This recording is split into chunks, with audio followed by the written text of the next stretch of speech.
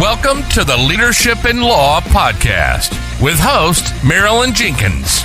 Cut through the noise, get actionable insights and inspiring stories delivered straight to your ears. Your ultimate podcast for navigating the ever-changing world of law firm ownership. In each episode, we dive deep into the critical topics that matter most to you, from unlocking explosive growth to building a thriving team. We connect you with successful firm leaders and industry experts who share their proven strategies and hard-won wisdom. So, whether you're a seasoned leader or just starting your journey as a law firm owner, the Leadership in Law podcast is here to equip you with the knowledge and tools you need to build a successful and fulfilling legal practice.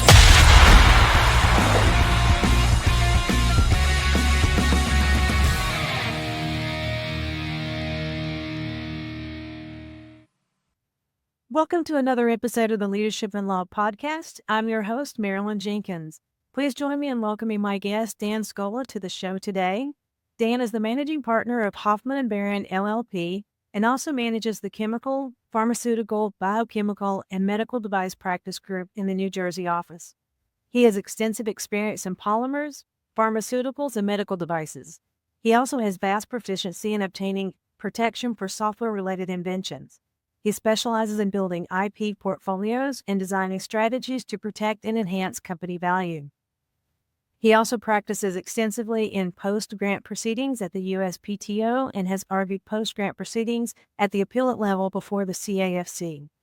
Prior to earning his law degree, Scola was a chemist with a particular experience in material science, including polymers, adhesives, biodegradable approaches to material science, and engineering.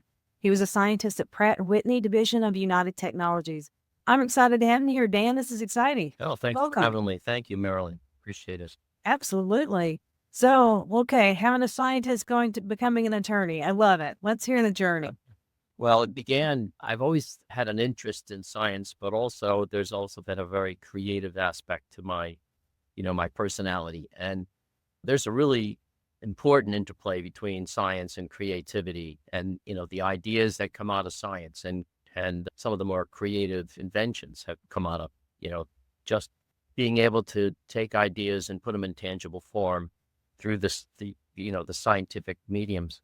And, all these ideas should be protected in some way because they're all important and they all end up being, we create ideas every day and we create intellectual property, which most people don't think about. Ideas are assets in a sense.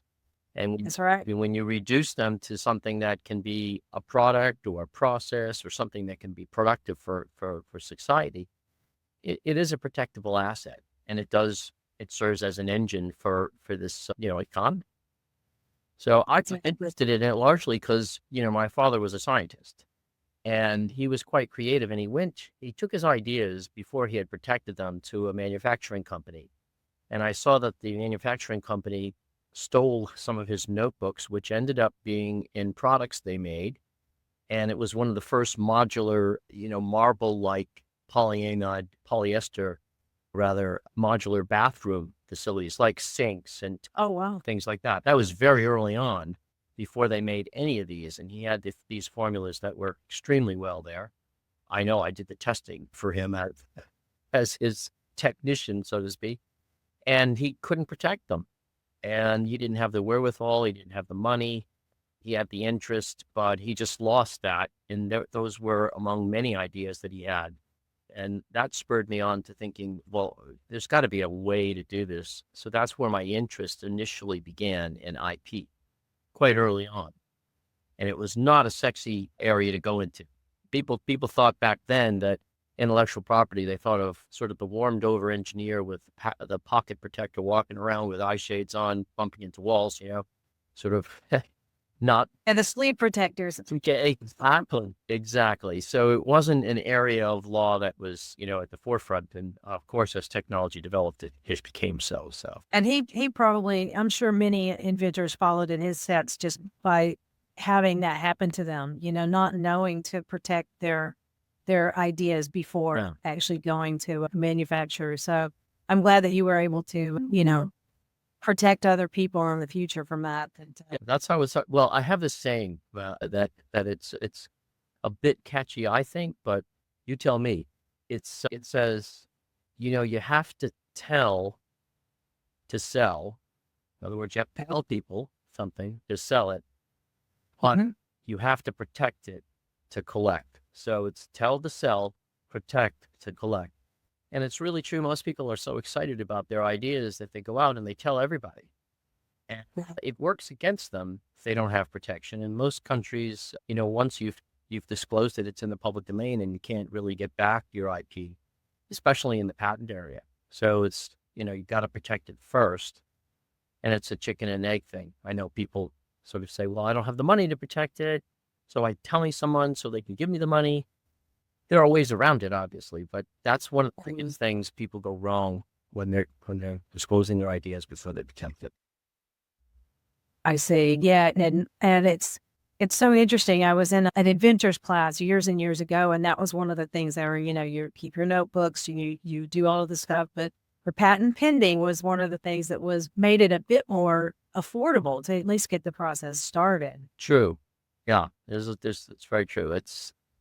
Well, I always, wonder where people are going to get their money, but I do tell them, look, you need to find someone who believes in you and then your ideas to give you enough money to get started, because otherwise, people want some certainty. So an investor wants a certain amount of uncertainty if he's going to invest in an idea. He wants to know, well, yeah, I know it's valuable, but how is it going to be protectable to me? How am I going to be able to capitalize and get my money back? And if you have some sort of protection on it, that gives them a certain amount of certainty, some security. In fact, many of them take security interests in the patents, when they get their money. And they have, they make those of record. And so if someone goes to try to buy it or infringe it, they have rights to it. So. Well, I've watched enough, Dragon's Den and Shark Tank, and that seems to be one of the questions that comes up on products is, do you have a patent? And it's very true. It's funny because there's, people think that they get confused about what patents might really cover and what they're about. And they're really they're nationally based. So every country has its own. I mean, they only go as far as the boundaries of that country. So the U.S. patents only cover U.S. And, there are different kinds of patents. And sometimes people say, well, I have a patent, so I don't have to worry. I can do whatever I want. And that's not really true. Patents cover what you have. They're a boundary around what you own, but they don't allow you to walk anywhere you want because other people have other boundaries. And you could, it's almost like, well, I have a piece of land. If you think of it in the real estate analogy, it's pretty easy. If I have a fence around my piece of land, and that's my patent, basically, that piece of land, I can walk anywhere in that piece of land because it's my patent. But if I go outside my patent and I run into someone else's piece of land, I can't just walk there because they have the patent on that. So you have to understand what a patent covers. And the U.S. law, and most countries follow this, allows you to get another piece of land within a bigger piece of land. So if you have an improvement on an idea, for example, you can't use your improvement because it falls within the larger piece of land. So someone might have this, and you have, well, I found a better way to do that. It's this.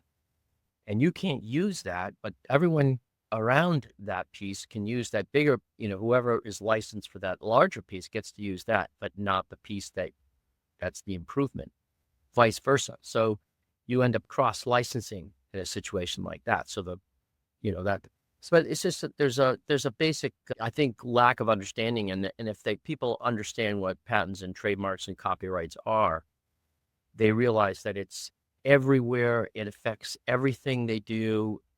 Every time you touch a product, it's got one of those IP things connected to it somehow. It's really true. Wow. And of course, with more and more things coming out, and there's, like you said, there's ideas every day. Wasn't there an antidote that in 1851 the USPTO said nothing would ever be invented again?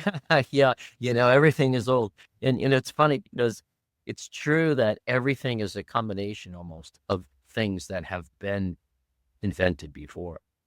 But that's what spurs things on, and that's why the law has developed with protecting improvements and trying to get the engine of innovation going by giving you certain rights that allow you it's a limited monopoly. It's patents not good forever. What is really good though, trademarks are renewable as long as you're using them. That's very, very powerful. And copyrights go, now they go for the life of the copyright to first, not inventor, but the copyright owner, the life of that plus, 70 years. So that's a pretty long time. So you can guess what Disney does. Disney, for example, they like copyrights and they like trademarks. They can keep renewing the trademarks as long as you're using them, and the copyrights go for a very long time. So that's the original. I believe the original copyright on Mickey Mouse is just recently. Yeah, I think it was the Steamboat Willie character because he transformed into Mickey Mouse or something like that. The original Steamboat. Yeah, exactly. Yeah. That had to be disastrous because they couldn't do anything about losing that. They can't do much about it. No, it's what it is. Yeah. Wow. Yep. So in part of your bio, you said that you help build IP portfolios and design strategies to protect and enhance company value. I'm very intrigued. Can you expand on that? How do you help do that? Yeah, sure. Well, if I take the easiest way to explain it, I'll take the sort of the startup company, because that's where I feel I can give tremendous amount of value, because they know very little, almost nothing about the IP usually. They just know they've got this great idea. I want to take it to market and develop it. So one of the things you need to do is that, like you said, there's got to be a strategy involved, because you need to know what has been done before. You need to position, let's say it's a patent area, okay? So it's an invention. You need to position that invention, find out what the invention is. Okay, what is the invention? You speak to the research people, and they're, one of the things I realize is you don't have to be the smartest person in the room. It's better to get smarter people around you and ask questions, and they will teach you. So most of the time I deal with very bright people, and that's a lot of fun because you learn so much, and usually they're very willing to tell you what they know. And then you can position the invention, you can understand the invention, and it's a nice, back and forth repertoire, back and forth, a repartee back and forth. And you then take that invention as you reduce it to words. They call them claims in the patent sense. It's claims. I claim, and you write down, you try to describe the invention in words, not easily done many times. And then you got to take that and position it against what has been done in the past, anything that's been done in that area in the past. So you have to know sort of the landscape of that particular area of technology. If it's a pharmaceutical area, it could be a pharmaceutical drug you're trying to get it against. If it's a mechanical or medical device area, let's say you look at all of the vascular grafts or all of the different types of hypodermic needles or whatever the particular invention is. And you say, well, the differences in what the invention is and what has been done before is not an obvious leap in science. It's a change that would not have occurred but for this inventor. So you have to make that argument to the patent office, and they don't always buy it. And that's the job of the attorney to convince the patent examiners that in fact there's an invention that should be protected. So you then build a series of patent applications that hopefully get prosecuted into patents. And you've got to be careful how you build it and the timing, because you could set up barriers to yourself. Because every time something publishes, it then becomes in the public domain for use against other inventions. So you compare it to what's in the public domain. Well, that's the same as my invention. I'm not going to get that as a patent because it's the same. So you can't, if it's been done before or something that's obviously, in view of what's done before, you can't get a patent. So it's building those sorts of things and recognizing the best. It's a lot of creativity is what it amounts to. How you create a nice pathway from A to B where there's lots of landmines and pitfalls with other people doing similar things. So you have to sort of negotiate way through it and say, I think we can get coverage on this area, but not this area, or this area and not that area. So, and you build that whole series of, it's like a thicket, a fence, or an area where there's a bunch of landmines you have to walk around. Those are you put those patents in those areas so people can't just do whatever they want. They say, well, I love this idea, let's do it. And they run into your patent. It covers that particular, thing they want to do. So that's a long way of saying it, but well, that's excellent. I like the way you're talking about spacing it out so that you're correct. You are protected for the long term. Mm-hmm. And so all those are sellable assets, obviously, when you're ready to sell the business, or you can sell patent itself. Yeah, they're certainly they're considered intangibles, but they're assets that could be sold. You assign the rights to them, and you can sell them. And then if you have the rights to them, anything that's made under it also comes. So it could be products that are made under the rights. But yeah, in fact, portfolios sometimes are what allow IP portfolios are what allow people to go public. I've been involved in many startups which have gone public based on the fact they have a big portfolio that we've been able to develop. Now they have some products too, of course, because no one wants to buy a company that doesn't make anything, they didn't make its money at all. But they have to have some sort of assets, IP in the background. Now, in thinking of that term, what about apps? Is that something that's absolutely? We have a number of clients that we've done apps for, and that those are also very protectable. Because they involve computer science and they have to have some kind of an algorithm based. Math itself is not protectable, but how you use the math in combination with other mechanical things or tangible things. So a software system, for example. So I have a client that, for example, they build these large communities, and they plan these communities. And when you want to go and live in one of these communities, it's like a little city. So it has everything. It has a movie theater, it has banks, but it's a well-defined area, thousands of acres, but houses. And you want a certain house with a certain color, certain types of appliances, facing a certain way. And you want to know if you can buy that house. And if you can, you'll buy it today. Well, in real time, there wasn't a way of doing this because the builders would be doing things in one part of the community, and then someone else would be at the same time saying, I want something very similar across the street. And they don't want cookie cutter looking communities. So there wasn't a way of saying, well, how do we get it so that this community does not look like we just in the 40s and 50s when they came back from the war, they just built, rows of houses and they were all the same.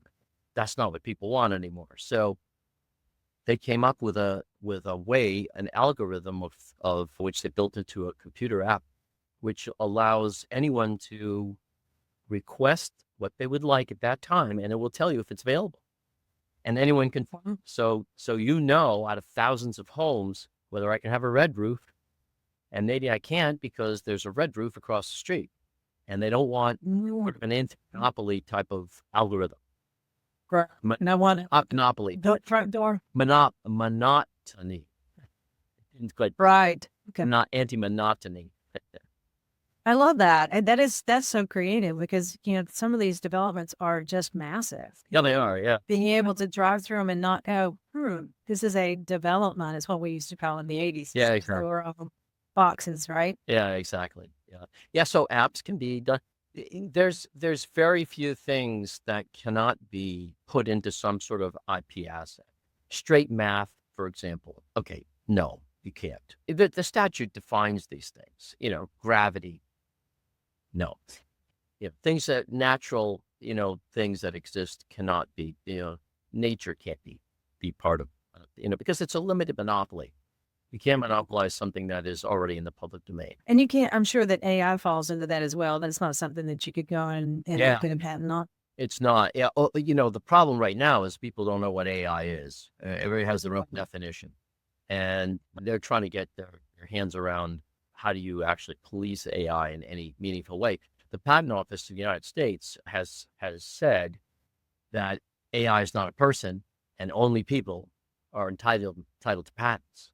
So that's a good step because I think AI could file a patent every 30 seconds if it wanted to. You think about it. So it's good that AI itself can't be. Now you can get patents that use AI as part of the invention, but AI is not the inventor. It's the inventor, people or person does the invention. Yeah. Well, we were having a conversation, I think, last week about how you also can't trademark an AI product or something that was written or created with AI because it's based on so much test data and it's reading all of these source materials that you can't say that it was yours. Yeah, that's true. I mean, it's the one thing I always caution my staff, my attorneys about is the use of AI in the public way. Because if you put someone's idea, which is confidential, when they come to you with ideas as the patent attorney, it's confidential until you end up filing at the patent office. I mean, you don't want someone to steal that. So you don't put it into a GPT chat machine and it becomes into the whole public arena. That is not a good idea. That would be, in my view, a violation of not just confidentiality, but the attorney ethics code. So you got to be careful. I mean, AI is very hyped up, and there's a place for AI, but I don't see it as being, everyone, if you put AI next to a product right now, people think it's like brand new. Machine learning has been around a long. It's just, when they first came out with ways to translate your voice into words, the machine learning. All they're doing, they're teaching the machine when you hear this sound, this is what you write, and you do it over and over and over again. The machine just finally gets it right. Now it's pretty good. Well, remember all the hype when the first remote for that TV came out that you could speak to the remote and it would do that was like, oh my God, that happens. Yeah, I know. Well, a lot of this stuff is it's not as new as everyone says it is. I think it's been around a long time. I see lots of ideas in my business, all the time. And when I was inside counsel, I used all the ideas that people would send into the company would come through me. And I have to say there were not many good ideas that came in. There were lots of crazy ideas because it was a pharmaceutical company, but occasionally there was a good idea. And, if that idea could be championed up through the marketing people and the marketing people then could talk to the business people. And, every once in a while they would take an idea and they would say, yeah, let's have this person come in and let's speak to them about what their business plan is and so forth. But it wasn't very common. It was the not invented here syndrome for most of these large companies. Interesting. Changing now, I think, but yeah. Yeah. When you say about taking your ideas, that someone brings you an idea and you have to be careful not to put it in ChatGPT or anything like that because you need to protect it until it's filed. The one thing that I saw about 6 months ago, and I turned it off on mine, is Microsoft Word did an upgrade that there's a check mark that's default that you're allowing all of your documents to be used in a large language model training. Crazy. And I was surprised that it was turned on by default. You had to go in and see, I don't like that. That's just not, I don't even care if you give notice. That should not be an option.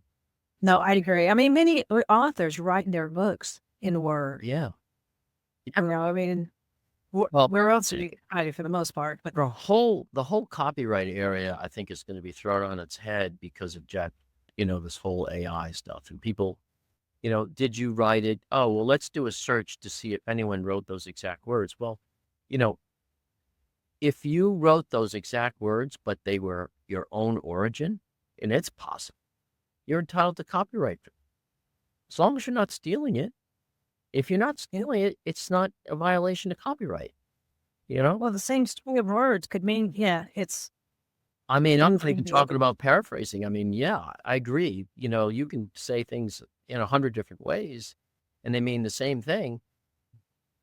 But if you're not copying it and you're coming up like, I was not in law school when this happened, but when George Harrison was accused of copying, My Sweet Lord from a song that he had heard, and he lost that case. He lost it. I forget who it was that sued him for copyright infringement, but I thought that was a terrible decision because he had he listened to the song? Yes, a few times, but it wasn't like, I didn't think there was enough evidence to show that he was so influenced by it that he was borrowing it. Now the law has developed where you can borrow a little bit. It's really a question, how much did you borrow to create what you created? Because if we talk before, is there a series of words that have never been put together in the English language? I don't know. No. It wouldn't know that. So That's interesting. I read a statistic one time that the Sunday edition of the New York Times has a maximum of 600 words in it. Now, this was back in the 90s because it's written at a certain grade level. So to have your article in the Sunday paper, it can't be using Wall Street Journal words. Really? I didn't know that. So that was quite interesting. But this has been really exciting. I love hearing your stories and the differences. And I think everyone's going to pick something up in this episode. It's been a pleasure to chat with you, Dan. Yeah. If anybody wants to reach out to you and connect with you, where's the best place for them to do that?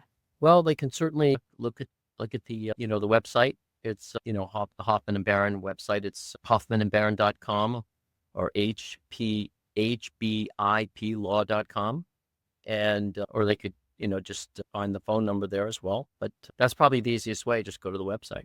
Yeah. Excellent. We'll make sure that that's in the show notes. And gosh, thank you so much. This has been entertaining and very informative. I appreciate your time. Yeah, thanks. Same here, Marilyn. Yeah, it was very nice. Appreciate being on. Okay. Thanks for joining me today for this episode. As we wrap up, I'd love for you to do two things. First, subscribe to this podcast so you don't miss an episode.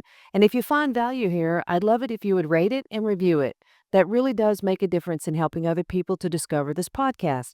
Second, you can connect with me on LinkedIn to keep up with what I'm currently learning and thinking about. And if you're ready to take the next step with a digital strategist to help you grow your law firm, I'd be honored to help you. Just go to lawmarketingzone.com to book a call with me. Stay tuned for our next episode next week. Until then, as always, thanks for listening to Leadership in Law Podcast, and be sure to subscribe wherever you listen to podcasts so you don't miss the next episode. Thanks for joining us on another episode of the Leadership in Law Podcast. Remember, you're not alone on this journey. There's a whole community of law firm owners out there facing similar challenges and striving for the same success. Head over to our website at lawmarketingzone.com. From there, connect with other listeners, access valuable resources, and stay up to date on the latest episodes. Don't forget to subscribe and leave us a review on your favorite podcast platform. Until next time, keep leading with vision and keep growing your firm.